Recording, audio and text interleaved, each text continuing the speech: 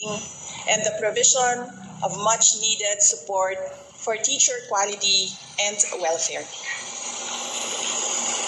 In the last 24 months, DepEd has launched a new curriculum for kindergarten to grade 10. As we open our schools on July 29, we highly anticipate its nationwide implementation. Our curriculum, however, is a mere scrap of paper without the necessary resources for its effective delivery. In order to provide resources such as textbooks, supplemental reading materials, as well as learning tools and equipment, we took strides to improve the procurement process within the department.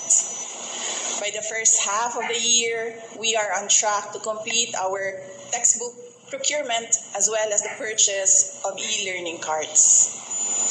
The fact of fiscal restrictions and inadequate resources is known to all. Therefore, DepEd has had to innovate in the provision of basic education facilities.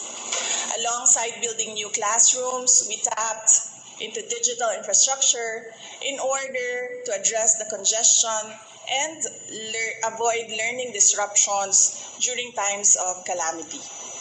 Today, an additional 2,000 last-mile schools have been given internet connections through satellites, while 305 schools have been connected through fiber internet. By the end of 2025, we aim for all schools to be connected. With the emergence of technology and social media, our learners also face new and emerging challenges. Hindi biro ang maging mag-aaral sa panahong ito. In order to provide a safe and conducive learning environment for our learners, we have launched a centralized reporting system through the Learners' Rights and Protection Office. By providing a hotline, we remind each learner that they are never alone. We continue to provide awareness and work with partner agencies to shield our learners and teachers from all forms of abuse, illegal drugs, terrorism, insurgency, and all forms of criminal activities.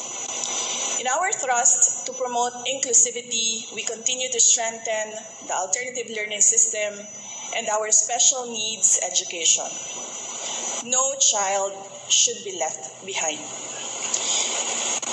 Teachers are truly the cornerstone of any education system. We have worked tirelessly to address your concerns through the National Educators Academy. We have provided avenues for teacher training and professional development. We have provided personal accident insurance to assist our teachers when they need it most. We have removed all administrative tasks to unburden our teachers, to bring them back to the classroom and to allow them to focus on teaching. We have also given our teachers their much needed rest, a 30-day, no mandatory or voluntary tasks break, which they are currently enjoying as we speak. I did not do this alone, nor do I claim to have done so. I would like to take this moment to express my profound gratitude to those who took part in this journey. To our partner agencies in the national government, thank you for your commitment towards a whole-of-government approach for basic education.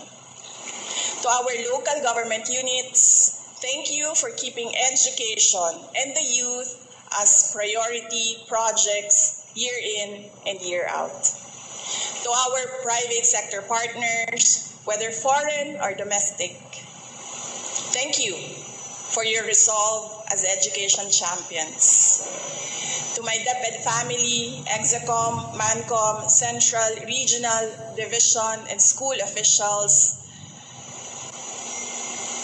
teachers, and non-teaching personnel, thank you for your unwavering support, hard work, and dedication to serve the Filipino people. Mabuhay kayo. To our teachers, words can never capture how grateful the nation is for your sacrifices, for your passion, and for your unrelenting commitment to rearing the youth. Salamat sa suporta, salamat sa pagiging matatag. The nation will forever be in your debts. Sa 2 taon nating pagsasama, ang kwentong nabuo natin ay kwento ng kapit-bisig na pagtaguyod sa adhikaing maitatag ang isang bansang makabata at batang makabansa. Ngunit anumang kwento, kahit gaano kaganda, ay sadyang nagtatapos rin. Earlier today, June 19, 2024, an audience with the President and tendered my resignation as the Secretary of Education effective July 19, 2024. I have given my 30-day notice to ensure the proper and orderly transition for the benefit of the next Secretary.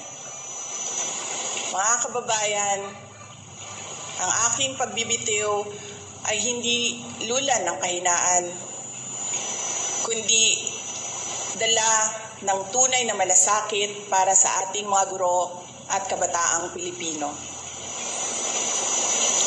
Bagamat hindi ako magpapatuloy na mamamahala sa kagawaran, patuloy pa rin nating itataguyod ang kalidad ng edukasyon na nararapat para sa Pilipino. Hindi man ako ang tumatayong kalihim ng edukasyon, mananatili akong isang ina na nagmamatyag at titindig para sa kapakanan ng bawat guro at bawat mag-aaral sa Pilipinas. Para sa isang matatag na Pilipinas. Mga kababayan, lahat ng ating ginagawa ay para sa Diyos, sa bayan at bawat pamilyang Pilipino. Syukuran.